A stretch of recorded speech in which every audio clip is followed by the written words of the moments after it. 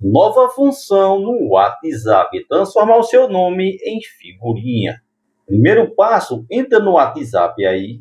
Lembrando que verifique se o aplicativo está atualizado na última atualização. Se não tiver, atualize. Em seguida, clica numa conversa para ativar o teclado. Clica em qualquer conversa aí.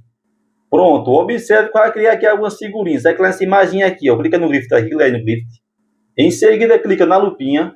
Agora é só digitar o seu nome. Digita aí. E pronto, digitou o teu nome, já apareceu aqui algumas figurinhas com o seu nome. Só clicar em cima aqui, ó. Clicou em cima, enviou, beleza? É muito simples criar, transformar o seu nome em figurinha. Clicar aqui na lupinha, digita o teu nome novamente aí. Digitou o nome, vai aparecer a figurinha aqui. Clica aqui e enviar.